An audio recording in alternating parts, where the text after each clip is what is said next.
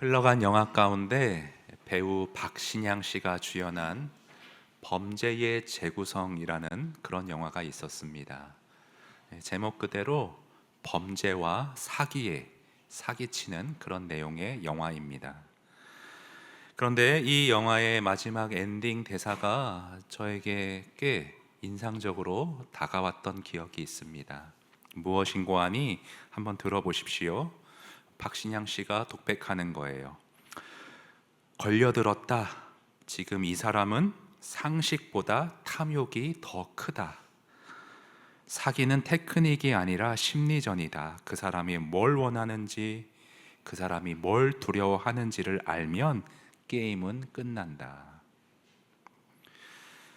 저는 바로 이 원리가, 배우가 말했던 이 원리가 이단 사이비 교주들이, 그 종교 사기꾼들이 중점적으로 사용하는 그러한 원리라 저는 그렇게 생각을 하고 있습니다.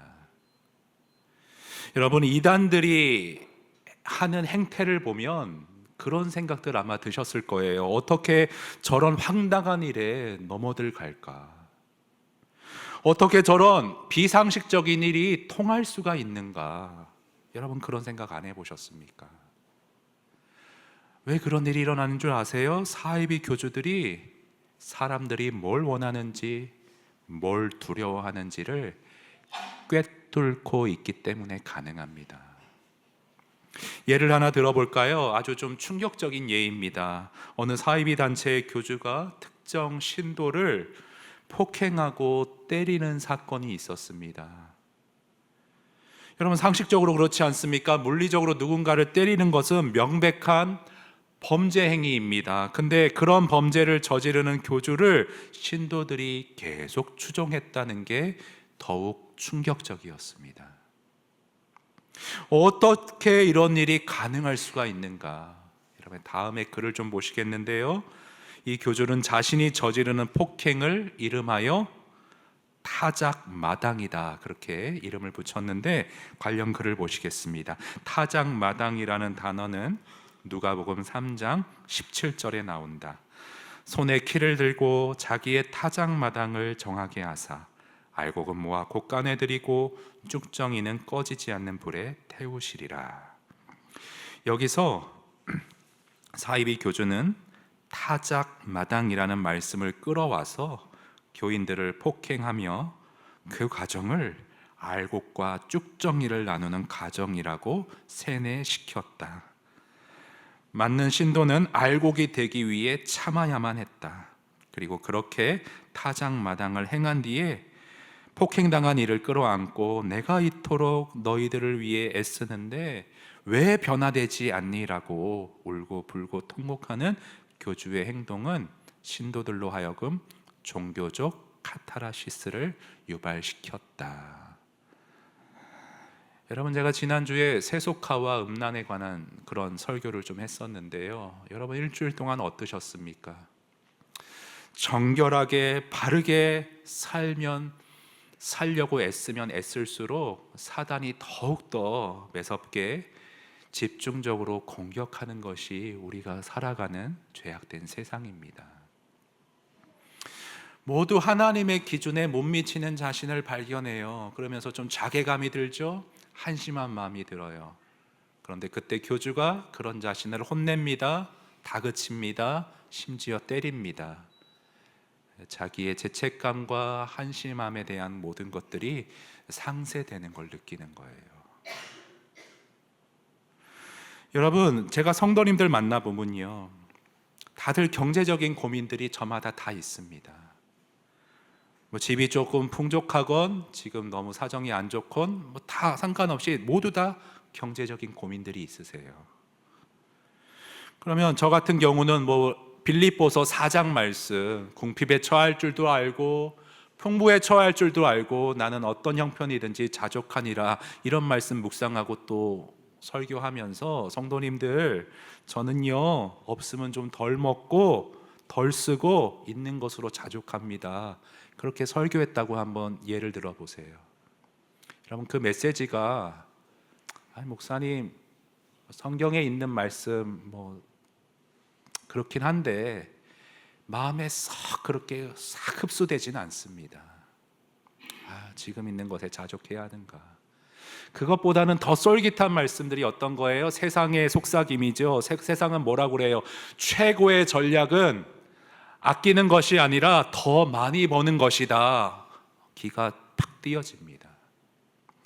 여기에 영합해서 교주들이 어떤 메시지를 전합니까? 예수 잘 믿으면, 헌금하면 하나님께서 배로 불려주신다, 채워주신다, 부자 되게 하신다. 아브라함을 봐라. 하나님이 영적으로 구원할 뿐 아니라 물질적으로도 복 주셨다. 그게 제대로 가는 것이다. 기가 쏠깃해집니다. 사람들이 뭘 원하고 뭘 두려워하는지를 그들은 알고 있습니다. 정치적인 메시지와 선동도 마찬가지예요, 여러분. 요즘 시끌시끌한 전에부터 어떤 그 한 목사가, 목사인지는 잘 모르겠어요. 근데 아주 정치적인 그런 선동을 하고 있죠. 큰 무리를 이끌고 있죠. 근데 여러분 뉴스 보셨는지 모르겠는데, 좀 이렇게 말하기 죄송합니다. 성도들을 앞으로 몇 명 나오게 하더니 대가리 박어 이러는 거예요. 죄송합니다. 근데 진짜 그렇게 하더라고요. 뉴스에 그게 있어요. 제가 내 눈을 의심했어요. 저런 일이 어떻게 있지? 어떻게 가능하죠? 우리 어르신들, 어머니, 아버님 세대들은 일제의 끔찍한 시절과 전쟁의 참혹함을 겪었던 세대들이에요. 옥하는 목사님이 전쟁을 모르는 우리들을 향해서 전쟁을 모르는 세대를 위하여 책도 쓰셨어요. 다시금 그 시절로, 그 고통으로 돌아가는 데 있어서 끔찍한 트라우마가 있습니다. 그런데 어떤 그 사람이, 목사라고 하는 사람이 정말 나라를 위하는 것 같고 우리 후손들을 지켜줄 것 같으니까 거기에 올인하는 겁니다. 사람들이 뭘 두려워하는지를 정확하게 알고 있어요. 그래서 자막 한번 띄워주시겠어요? 1번 정신과 의사 오카다 다카시는 심리조작의 비밀이란 책에서 사이비 종교에 미혹되는 사람들은 뭐에 조작을 당한 것이다? 심리조작을 당한 것이다 라고 진단을 했습니다. 그런데 여러분, 요즘뿐 아니라 요새 시대뿐 아니라 그 옛날에 요한계시록의 두아디라 교회 성도들 가운데에서도요, 이단 사이비 교주에 의해 심리 조작을 당한 사람들, 그런 사례들이 있었다는 것을 오늘 본문이 우리에게 말씀해 주고 계십니다. 어떠한 교주였는가? 여러분 20절을 보세요. 그러나 내가, 예수님이 말씀하십니다. 너희를 책망할 일이 있는데 그게 뭐냐? 자칭 선지자라 하는 여자 이세벨을 너희가 용납하고 따라갔다. 그 사람이 내 종들, 내 성도들을 잘못된 가르침으로, 교리로 가르쳤고 깨어내었다. 그래서 엉뚱한 짓을 하게 만들었다라고 말씀을 하고 계십니다. 여러분, 이세벨 한두 번쯤 들어보셨을 거예요. 이세벨은 굉장히 구약 성경 열왕기 상에 나오는 유명한, 모두가 잘 알고 있는 그러한 여인입니다. 바알 숭배를 아합 왕의 왕으로서 이렇게 결혼을 해서 이스라엘의 바알 숭배가 시작되도록 만든 아주 사악한 영향력 있는 여인이었어요. 그런데 구약과 신약은 여러분 시간 간격이 엄청나죠.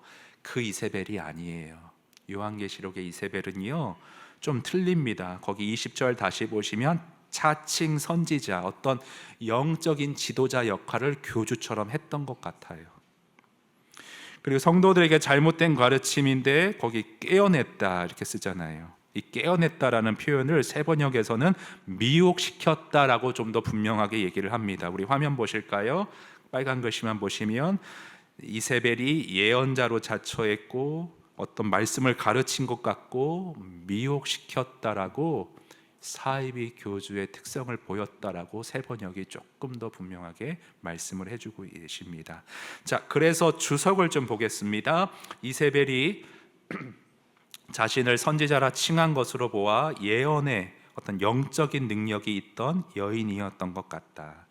그녀는 그릇된 교훈으로 성도들을 음행과 우상 숭배로 이끌었다. 현재형인, 자 동사 가르치며 미혹하고 있다. 이 동사는 이세벨이 교회 내에서 지속적인 계속된 영적 영향력을 행사하고 있었다는 걸 말해준다.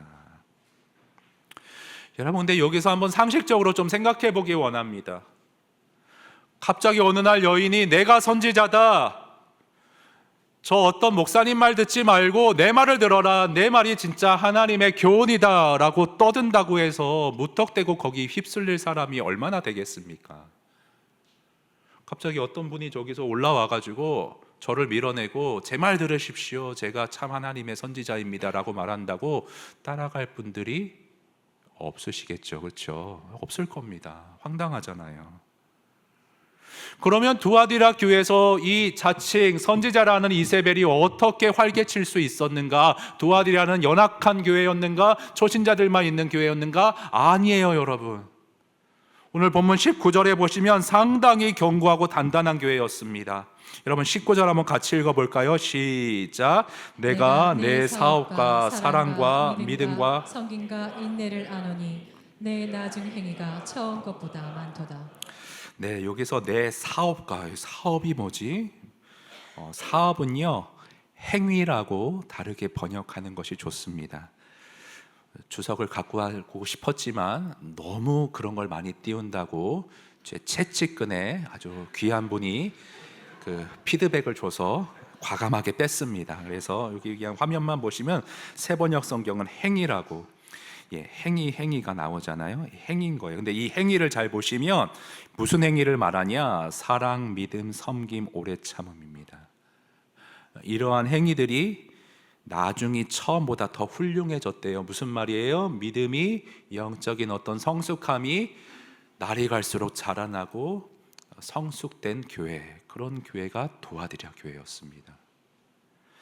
여러분, 이런 교회에서 어떻게 엉터리 교주 말에 그렇게 쉽사리 넘어갈 수가 있었는가? 두아디라의 성도들의 어떤 심리를 이세벨이 간파하고 조장한 것일까? 성경에 분명하게 나오진 않는데 22절에 그 힌트가 들어있어요. 근데 22절 보기 전에 여러분 우선 18절 보십시오. 차근히 나가겠습니다. 18절에 예수님이 어떻게 묘사되어 있는가? 그 눈이 불꽃 같으시대요. 불꽃 같다는 게 무슨 말인가? 23절, 나는 사람의 뜻과 마음을 살피는 자니라. 예수님은 교주들이 아무리 그런 가르침을 설파해도 다 꿰뚫어 보시고 중심을 살피시고 분별하시는 불꽃 같은 눈을 가지신 분이다. 근데 18절 다시 보세요. 좀 왔다 갔다 합니다. 예수님은 그 발이 빛난 주석같이 단단하시대요. 무슨 말이에요? 성경에서 발은 짓밟다, 부순다, 심판을 상징합니다. 그래서 23절 보시면 각 사람의 행위대로 갚아주리라, 심판하신다 말씀하시고요. 예수님이 27절 철장을 가지고 그들을 다스려 질그릇 깨트린 것 같이 그들을 깨부수리라, 이단 사이비를 심판하시리라. 오늘 예수님은 불꽃 같은 눈으로 구별하시고 심판하시는 예수님의 이미지로 나옵니다. 그리고 18절 한 번 더 볼게요. 하나님의 아들이라는 표현이 나와요. 요한계시록에 딱 한 번 나옵니다. 왜? 그 당시 두아디라에서 가장 중요한 신이 제우스였는데 그 아들 아폴론에 대해서 사람들이, 그 지역 사람들이 신봉하니까 거기에 반박하기 위해서 하나님의 아들이라는 용어를 다소 과감하게 썼습니다. 여러분, 제가 뭘 말씀드리고 싶어서 이렇게 길게 설명을 드리느냐 하면 요한계시록을 잘 보면 예수님에 대한 묘사이든 어떤 한 표현이든 허투루 쓰는 게 없다는 거예요. 그 지역의 상황과 특성을 다 반영해서 거기에 알맞게 묘사하고 단어를 쓰고 있습니다. 그런 맥락에서 이제 22절의 표현을 좀 눈여겨보세요, 여러분. 거기 이세벨, 사이비, 그 추종자들이 결국 어떻게 되겠냐? 회개하지 않으면 어떻게 한다? 어디에 던지시겠대요? 침상에 던지시겠대요. 침상에 던진다는 게 무슨 말인가? 뭐 안락한 편안한 그런 보금자리에 던지시겠다는 건가? 아니고요.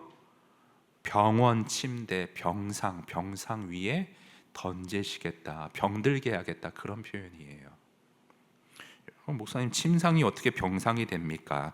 이거는 좀 주석을 봐야 돼요. 그렇죠? 화면 보시면 감사합니다. 잘 따라와 주셔서. 클리네, 그 헬라어로 침상이 클리네라고 발음이 되는데 이 의미에 대해 두 가지 해석의 가능성이 있습니다. 나중에 이세벨 추종자들이 죽었을 때 그들의 시체를 담아 운반하는 영구차, 영구침대, 그렇게 해석할 수가 있고, 두 번째는 질병, 고통의 침상으로 해석할 수가 있습니다.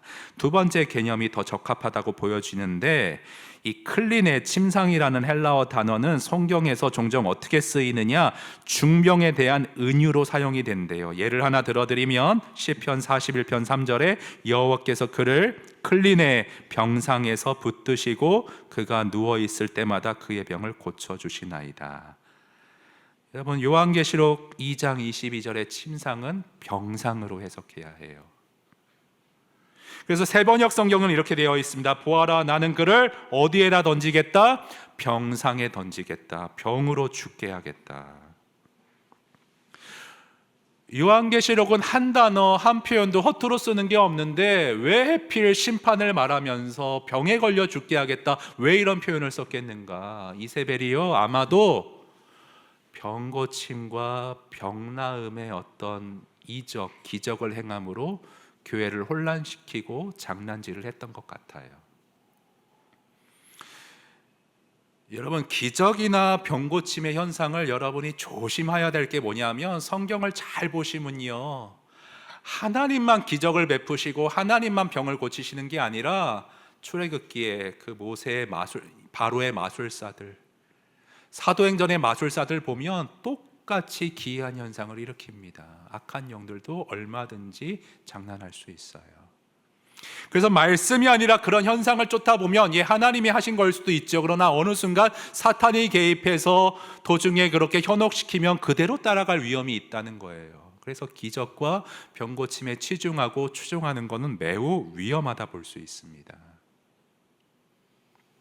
두아디랴에 당연히 아픈 사람들이 있었겠죠. 병 낫기를 간절히 염원하는 이들이 있었겠죠. 근데 기도해도 낫지 않아요. 웬일인지 하나님이 침묵하세요. 그런데 악한 영의 능력을 힘입은 이세벨이라는 자가 병을 고쳐줍니다. 박삼열 목사는 병을 못 고쳤는데 고쳐줘요. 그러면 내가 와서 설교하겠다, 그 사람 설교하게 하라고 막 그렇게 데모를 했을 수 있겠죠. 사기는요, 그 사람이 뭘 원하는지를 간파한다는 거예요. 여기에 넘어가는 거는 목사님들도 예외가 아닙니다. 여러분, 제가 개인적으로 정말 너무 사랑하고 좋아하는 목사님이 계셨어요. 저보다 나이가 많으세요. 근데 그분을 왜 좋아하냐면 영이 너무 맑으세요. 얘기하고 나면 나까지 마음이 다 이렇게 정결해지는 것 같아요. 근데 이분이 어릴 때부터 몸이 약하셨어요. 설교하면 끙끙 며칠씩 알아눕고, 성도들을 사랑하는데 건강한 몸으로 조금 더 많이 기도해주고 신방하고 설교에도 더 열정을 쏟아붓고 싶은데 몸이 따라주지 않아 늘 안타까우셨어요. 그런데 어느 날 책을 한 권 집어드셨어요. 믿고 기도하고 병 낫기를 기도하면 낫게 해주신다는 간증과 말씀이 쭉 적혀있는 책에 번뜩 눈이 뜨였습니다. 삽시간에 그쪽 신학으로 싹 빠져들어갔어요.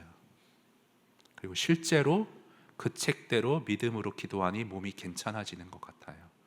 간경화로 쓰러지신 분이었는데 정말 간이 괜찮아지는 걸 느끼는 거예요. 더 추종하게 되었습니다. 네, 여러분 그거 아시죠? 간은 증상이 나타나지 않는 침묵의 암이라고 하잖아요. 건강해진 줄 알았는데 어느 날 복수가 차오르기 시작합니다. 병원에 갔더니 얼마 못 산다. 근데 이 목사님은 순전하셔서 포기하지 않았어요. 끝까지 믿음으로 기도하면 하나님이 이 고통 뒤에 더 역전의 드라마로 나를 간증케 하실 것이다. 금식하며 기도하셨어요. 제가 그러지 말라고. 물론 저도 낫기 위해서 낫게 해달라고 치유를 위해 기도하고 있다고 하지만 하나님이 목사님 그만 수고했다고 영원한 안식으로 안으실 수도 있을 것 같다고, 나머지 시간, 주어진 시간, 얼마 남지 않은 시간 사랑하는 이들과 맛있는 것도 먹고 목회하느라고 어디도 못 갔는데 좋은 데도 한번 가시고 그렇게 인생을 주 앞에서 주 안에서 마무리하시라고 안 들으셨어요. 계속 기도하셨어요. 그리고 결국 소천하셨습니다. 그 로이드 존슨 목사님의 그 유명한 로마서 강해를 보면 똑같은 예가 동일하게 실려 있는데요. 앤드류 머레이라는 분의 전기를 인용하세요. 들어보셨나요? 앤드류 머레이. 신비주의 영성이 있는 분이셨죠. 이분은 어떤 생각이 있냐면 그리스도인은 절대로 의사나 다른 수단을 의지해서는 안 된다는 그런 신념이 있었어요.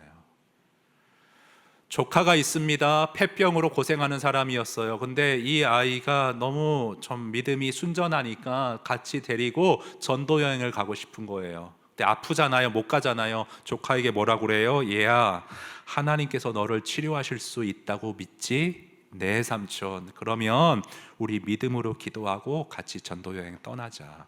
3주 뒤에 죽었다고 나와 있습니다.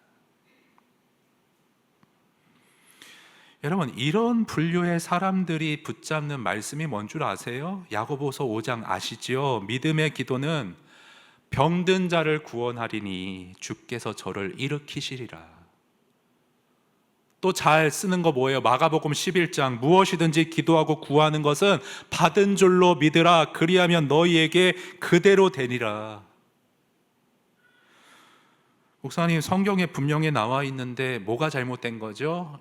제가 야고보서 5장에 대해서는 아주 상세하게 설교한 게 유튜브에 올라와 있습니다. 근데 우리 바쁘신 성도님들께 다시 들으라 하면 그거는 조금 어려울 것 같고, 축약해서 제가 아주 간단하게만 말씀드리면 야고보서 5장 14절은요, 병든 자에게 몸에 기름을 발라라. 그건 정말 몸이 아픈 사람들을 지칭하는 것 같아요. 근데 이어지는 15절을 보시면 믿음의 기도는 병든 자를 구원한다고 나와 있어요. 병든 자를 치유하리니 하지 않고 구원하리니. 여기서 병든 자, 15절에서 병든 자는 영적인 침체와 병듦, 눌림을 얘기하는 것 같아요. 믿음의 기도는 영적으로 눌린 자를 구원하고 주께서 저를 일으키시리라. 저는 그렇게 해석을 합니다. 마가복음 11장 무엇이든지 기도하면 그대로 되리라. 앞뒤 문맥을 보면 성전 척결에 대한 얘기가 나와요. 성령의 무화과 나무가 잎이 마른 걸 보고 풍성한 열매를 맺어야 한다는 걸 말씀하세요. 그러면 그 문맥 가운데 어떻게 해석해야 됩니까? 우리는 알 수 없지만 주님께 믿고 기도하고 구하면 너희 영을 정결케 해주시리라. 성령의 성숙의 열매를 주의 능력으로 맺게 하여 주시리라. 근데 그런 문맥 싹 무시하고 그냥 이 어떤 딱 보이는 표면적인 그런 의미만 딱 뽑아서 신학을 구성하니까 엉뚱한 결과들이, 사고들이 여기저기서 터지게 되는 것이죠. 저는 제가 사랑하는 목사님을 그렇게 아프게 떠나보내게 했던 사이비 이단 교주들의 가르침이 정말 밉습니다. 저는 로이드 존슨 목사님이 이런 논의를 쭉 하다가 마지막에 어떤 결론을 내냐 하면, 여러분 한번 화면 보시겠습니다. 하나님은 그의 백성이 언제나 건강할 것이라는 약속을 하지 않으셨습니다. 하나님께서는 우리를 징계하시고 우리의 영혼의 잘됨을 위해 때때로 질병을 사용하십니다. 바울은 고린도 교회를 향해 이런 말을 했습니다. 고린도 교회 안에 있는 성도들 중에 성도임에도 약한 자가 있고 병든 자가 많고 잠자는 자, 소천하는 자들도 적지 않다라고 말하고 있습니다. 이 말씀에서 알 수 있듯이 하나님의 자녀는 언제나 아프지 않고 병들지 않는다는 주장은 비성경적입니다. 여러분 좀 정리가 되십니까? 기왕 이 예민한 주제가 나왔으니까 오늘 좀 제대로 한번 정리하고 지나가기 원해요. 여러분, 병 낫고 병 고침, 기적, 이거 어떻게 좀 우리가 오늘날의 현상들을 이해하고 정리하고 이거를 좀 해야 될까?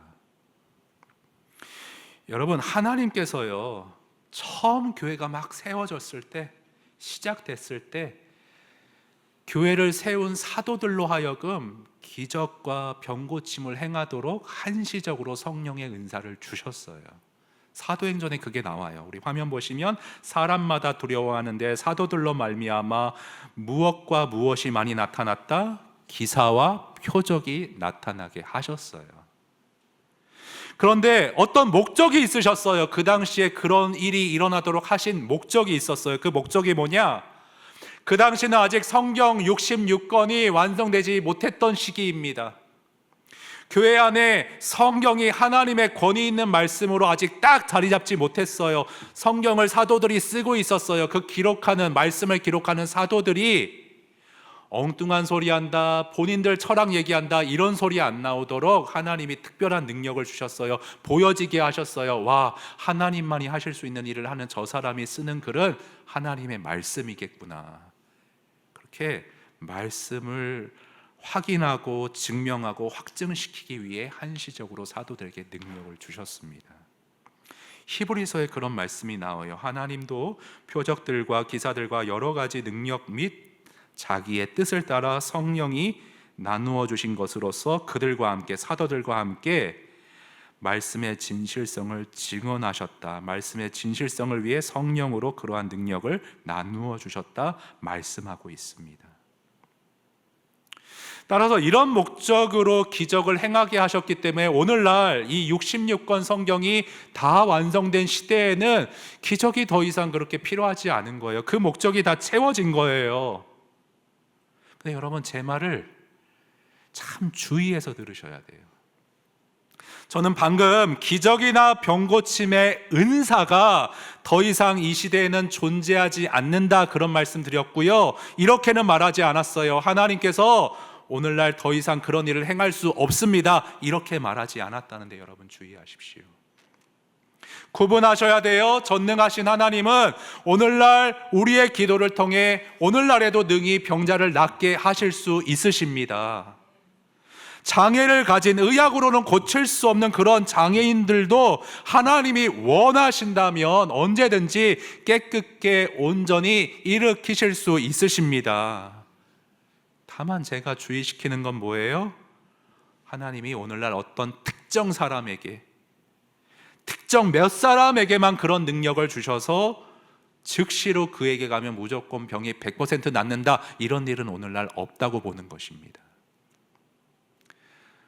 물론 장로교 신앙만이 제가 모든 걸 다 한다고 그렇게 할 수는 없지만, 저는 말씀에 충실하고자 하는 우리 교단의 이러한 신학이 성경적이라고 저는 그렇게 믿고 여러분에게 말씀을 드립니다. 여러분 가만히 생각해 보세요. 하나님 입장에서 왜 오늘날은 그러한 은사를 특정 몇 사람에게 안 주시는가? 왜 사도시대와 같이 그런 일들이 계속 이어지게 안 하는가? 여러분 만약에 그랬다면요, 여러분 생각해 보세요. 누군가가 여기도 우리 교회도 지금 몸이 아프신 분이 있습니다. 근데 즉시로 병을 낫게 하고 막 이러면 솔직하게 말해보세요. 하나님의 말씀을 그 기적을 통해 더 집중하고 따르겠습니까? 아니면 그 특정 사람을 추종하겠습니까? 어느 게 더 쉽다고 보십니까? 예수님 때도요, 예수님이 기적을 일으키면 사람들이 주님의 가르침에 더 집중하겠습니다, 말씀으로 더 깊이 들어가겠습니다, 안 그랬어요. 예수님을 통해서 뭐든지 더 저런 능력 있는 사람을 통해서 가만 줄 잘 쓰면 내가 더 이익을 보겠구나 추종하고 따르고 옹립하는 무리들이 대부분이었다고 성경이 증언하십니다. 하나님은 우리를 너무 잘 아세요. 그리고 또 한 가지, 하나님은요 절대 우리 육신을 무시하지는 않지만, 우리가 건강하고 행복하게 살기 원하시지만 그보다도 우리의 영혼이 하나님과 더 친밀히 가까이 지내기를 궁극적으로 원하시는 하나님이십니다. 두 가지가 꼭 반대된다고는 할 수 없지만, 어디 한 군데 더 무게중심을 두라고 둘 중 하나를 고른다고 한다면 하나님은 영혼에 더 무게중심을 두실 거라 저는 생각해요. 로이드 존스 목사님의 그런 간증을 보겠는데요, 원래 이분은 의사였습니다. 근데 의사를 관두고 목회를 시작한 이유에 대해 이런 말씀을 하고 있습니다. 의사는 다만 사람들이 죄로 돌아가기에 합당한 자가 되도록 만드는데 대부분의 시간을 쓸 뿐입니다. 저는 병상에 누워있던 환자들에게 그들의 불면의 영혼에 대해 말해주자 그들은 이 중대한 일을 유념하겠다고 약속했습니다. 예, 제가 목이 조금 물을 마셔야 될 것 같아서 우리 최민희 집사님께서 나머지 너무 그 뛰어난 목소리로 좀 읽어주시면 감사하겠습니다. 한번 집사님 읽어주세요. 네. 그런데 그들은 회복되자 이전의 죄로 다시 돌아갔습니다. 저는 이 사람들이 죄로 돌아가도록 도왔다는 생각이 들었고, 그래서 그 일을 더 이상 하지 않기로 결심했습니다. 저는 영혼을 치유하기 원합니다. 만일 어떤 사람이 병든 몸을 갖고 있으나 영혼이 건강하다면 그는 끝까지 건강한 사람입니다. 그러나 건강한 몸을 갖고 있으나 병든 영혼을 갖고 있다면 그는 60년 남짓 동안은 건강하겠지만 곧 영원한 지옥에 떨어져야 할 것입니다. 예, 종종 부탁을 드려야겠네요. 저보다 훨씬 난 것 같습니다. 네, 감사합니다. 예, 여러분, 이 땅에서 건강과 몸 물론 중요합니다. 절대 무시해서는 안 됩니다. 그러나 궁극적으로 우리에게 더욱 가장 중요한 것은 영원한 세계, 즉 영혼일 줄 믿습니다. 여러분, 근데 사람은요, 누구나가 죄로 인해 이 영혼 안에 커다란 구멍이 뚫려 있다라고 합니다. 하나님만이 메우실 수 있는 영혼의 커다란 구멍. 여러분, 세상 사람들을 생각해 보세요. 하나님으로 메워지지 못한 그들의 삶을 보세요. 물질적으로 풍요로울 수 있어요.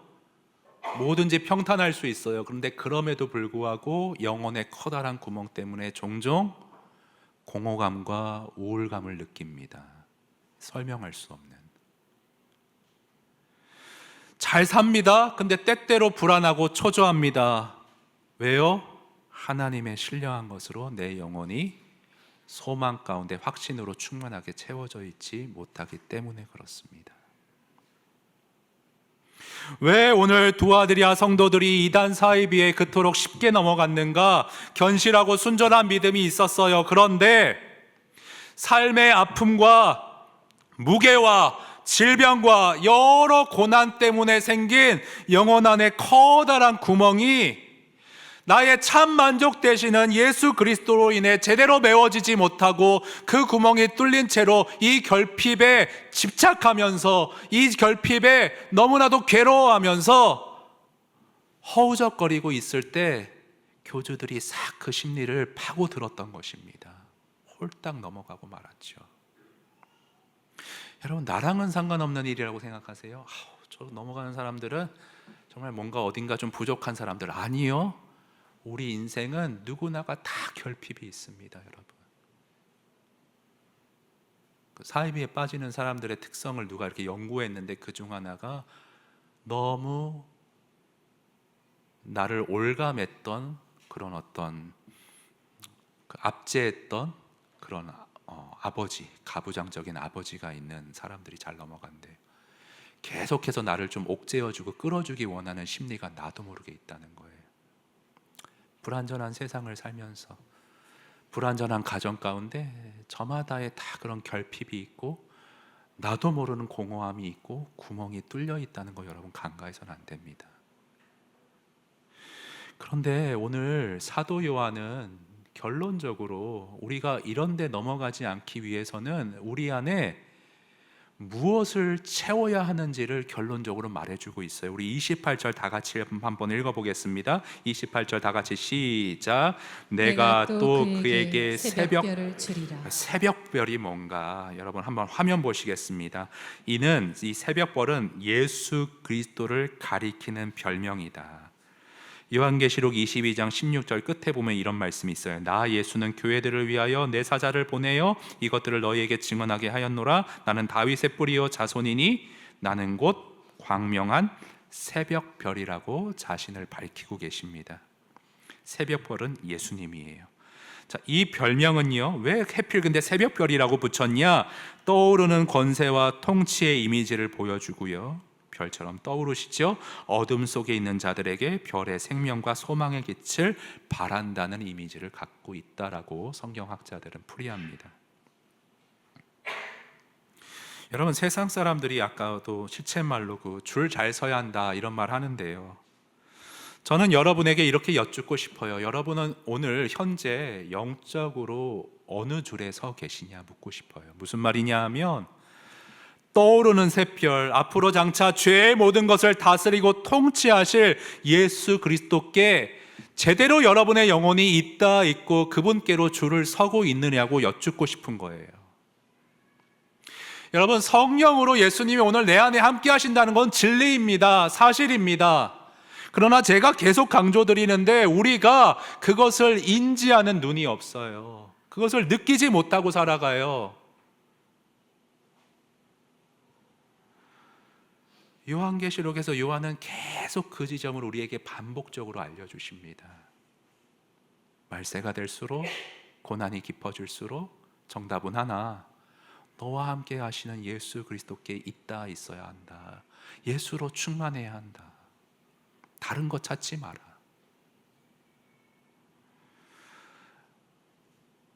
여러분, 근데 우리는요, 그런 특성이 있습니다. 죄인의 특성인데 아무리 좋은 것도 매일 주어지면 축복을 축복으로 여기지 않아요. 당연한 것으로 여기고 그 소중함을 모르고 그 소중한 것을 뒤로 제치고 다른 것을 더 찾아 헤맵니다. 여러분, 헤르만 헤세라는 그런 예술가가 있는데요, 작가가 있는데요, 아버지가 목사였어요. 근데 신학교에 갔다가 중퇴했다고 제가 들었습니다. 이 사람이 신앙이 있었는지 뭔지, 데미안이란 그런 작품 너무 어려워서 저는 잘 이해를 못하겠고 제대로 모르겠습니다. 근데 신앙의 여부는 잘 모르겠지만 이분이요, 일상에서 얼마나 소중한 것들이 많은지 그걸 눈으로 담아내야 한다는 말을 좀 하고 있는데, 문장이 제가 좀 이렇게 풀이하는 것보다 이대로 한번 읽어보는 게 좀 도움이 될 것 같아서 한번 갖고 왔습니다. 사랑하는 친구들이여, 딱 한 번이라도 시도해보라. 아침마다 하늘을 쳐다보는 습관을 가지면 어느 날 문득 우리 주변을 에워싸고 있는 공기를 느끼고, 잠에서 깨어나 일터로 향하는 도중에도 신선한 아침의 숨결을 맛볼 수 있을 것이다. 걷는 길에 잇닿은 자연을 세심하게 관찰함으로써 작은 생물들의 변화무쌍한 아름다움을 이해할 수 있는 눈을 갖게 될 것이다. 매일매일이 새롭게 느껴지고 심지어 집집마다 지붕 모양이 저마다의 개성을 가지고 있다는 것도 눈에 들어올 것이다. 그렇게 의식적으로라도 훈련된 시각을 갖기 위해서는 무엇보다 눈을 크게 뜨고 주변을 살펴보기 시작하는 것이 중요하다. 우리는 주변의 그 모든 것들을 눈에 담을 수 있어야 한다. 영적으로 좀 바꿔 말해 볼까요? 여러분,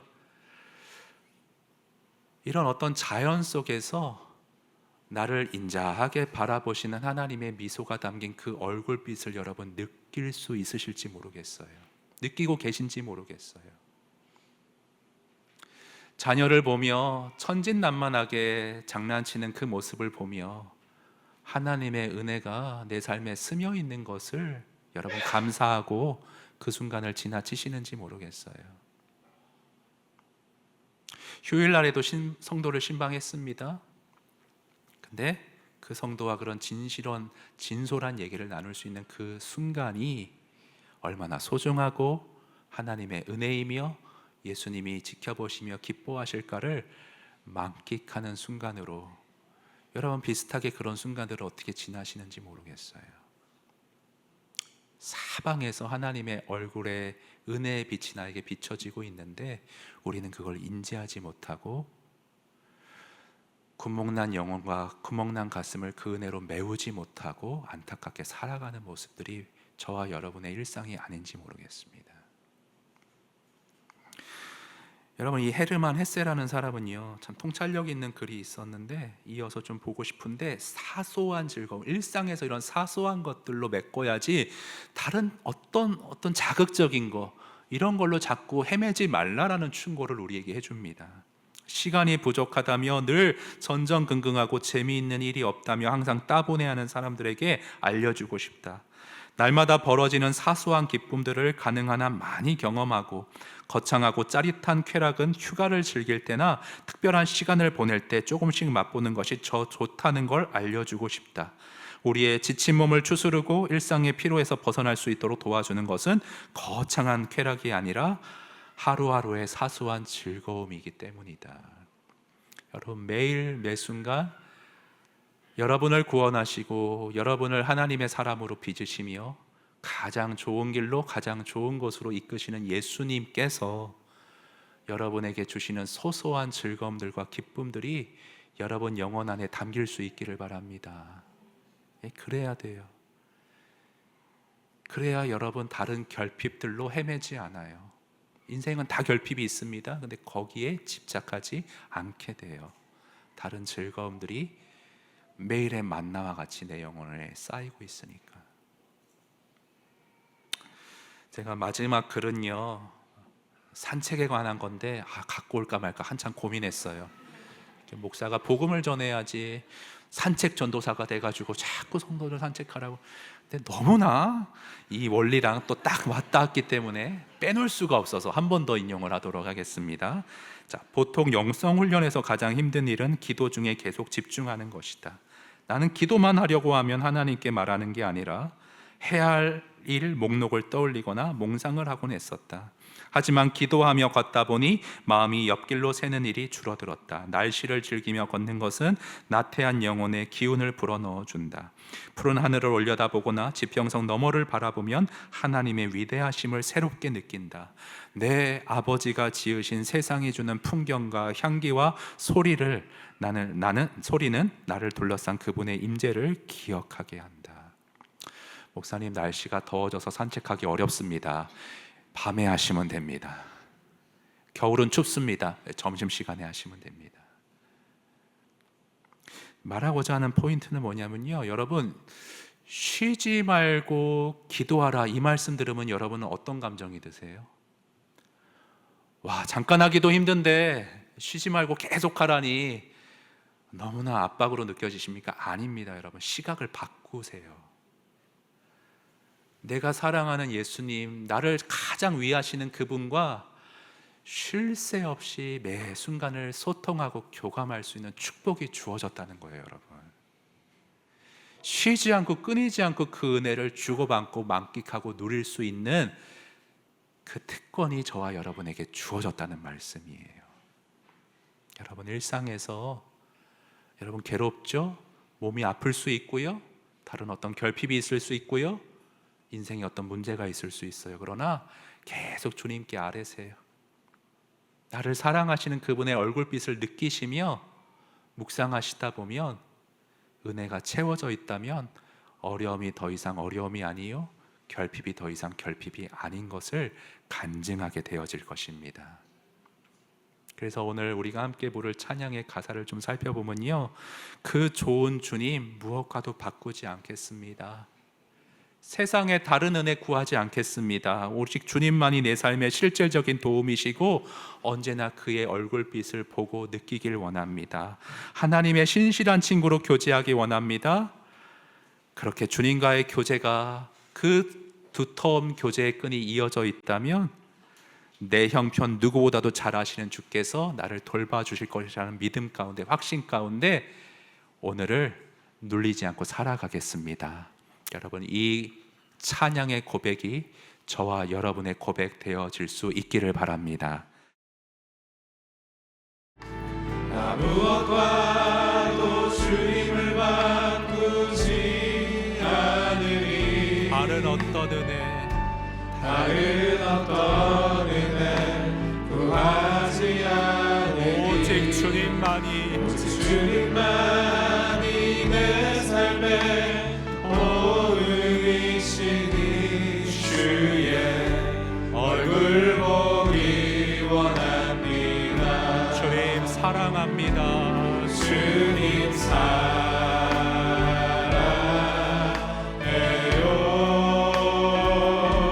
온 마음과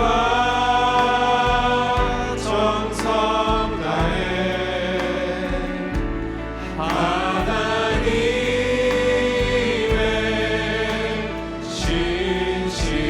신실한 친구 되기 원합니다. 그 친밀한 주님, 나 무엇과도 주님을 바꾸지 않으리. 주님만 있으면 됩니다. 다른 어떤 은혜 구하지 않으리. 오직 오직 주님만이 내 삶의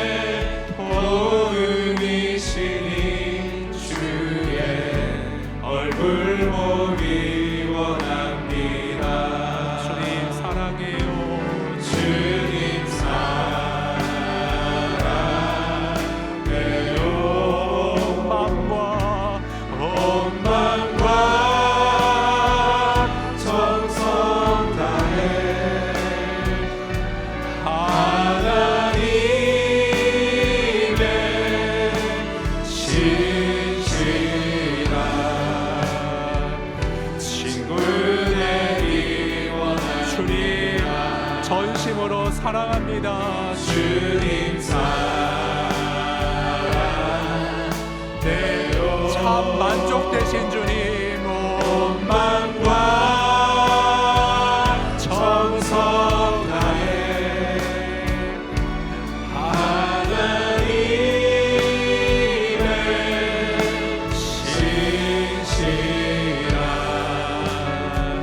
친구 되기 원하니 그 주님을 내가 믿습니다. 내가 믿고 또 의지하는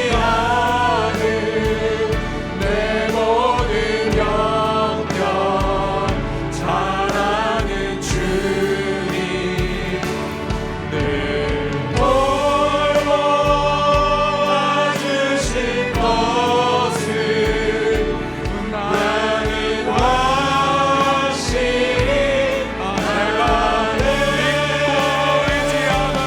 내가 믿고 또 의지하는 내 모든 영역 잘하는 주님 늘 돌보아주신 것을 나는 확실히 아네.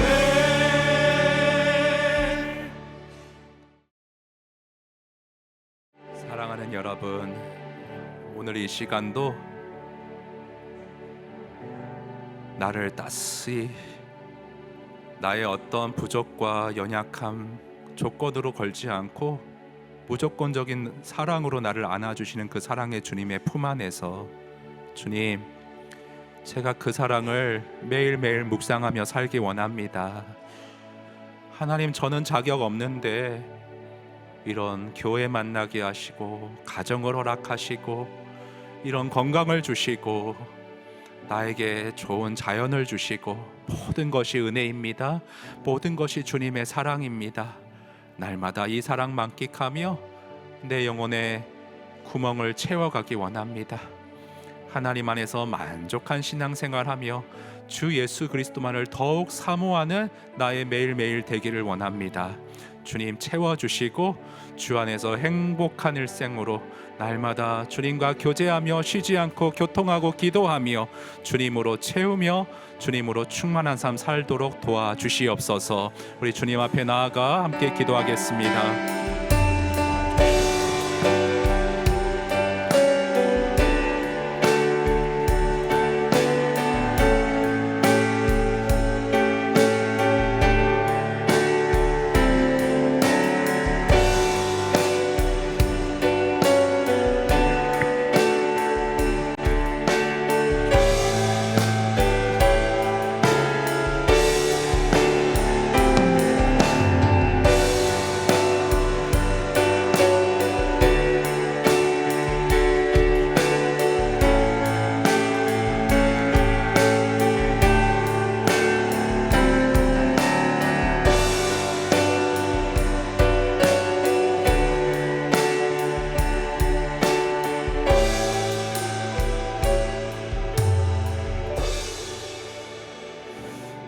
이어서 한 가지만 더 기도하실 때에는 혹시 이 자리에 몸이 편찮은 분이 계십니까? 지금 사랑하는 내 가족, 지인이 질병으로 고통당하고 있습니까? 여러분 기억하십시오. 나를 위해 죽기까지 하신 예수님은 누구보다도 나를 사랑하시고 그 사람을 사랑하며 모든 내 형편과 그 사람의 형편을 누구보다도 잘 알고 계시는 하나님이십니다. 반드시 주님이 돌보아 주실 것입니다. 우리 그 믿음 가운데 나를 위해서, 내 주변의 병든 이를 위해서, 고통당하는 이를 위해서 중보하며 그 주님의 손길 안에서 힘을 내고 치유받을 수 있도록 함께 기도하겠습니다. 기도합니다.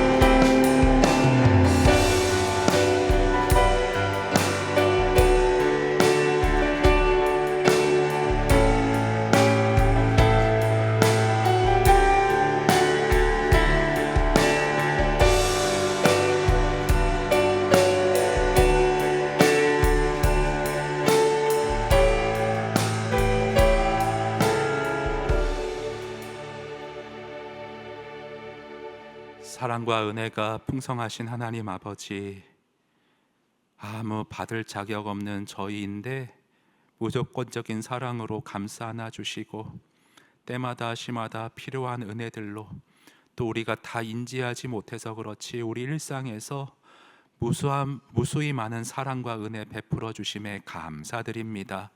하나님, 저와 우리 성도들의 영적인 눈을 활짝 열어 주시어서 자연을 통해 또 일상을 통해 어떤 사람을 통해 비춰주시는 하나님의 따스한 미수의 얼굴빛을 바라볼 수 있도록 도와주시고 그 은혜를 느낄 수 있도록 도와주시고 마음에 담을 수 있도록 인도하여 주시어서 하나님, 언제나 예수의 사랑과 은혜로 충만한 예수님과 쉬지 않고 교통하며 예수님의 도움 힘입어 오늘을 살아가는 모든 성도 또 저 될 수 있도록 은혜 내려 주시옵소서.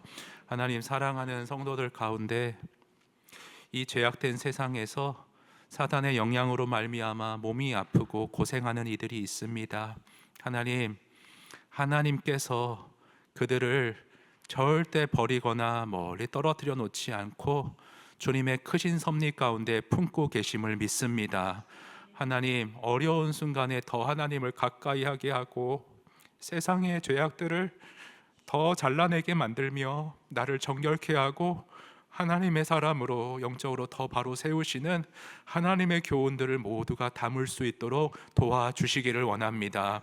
하나님, 그래서 그 영적인 강건함이 육신의 질병을 이루는 기적을 일으키도록 도와주시고 하나님, 어서속히 하나님의 때에 하나님의 방법으로 낫게 하여 주시어서 하나님, 치료하시는 하나님을 찬양하고 하나님의 낫게 하시는 능력 가운데 더욱더 하나님의 사람으로 바로 서는 일에 힘쓰는 그러한 성도들 될 수 있도록 인도하여 주시옵소서.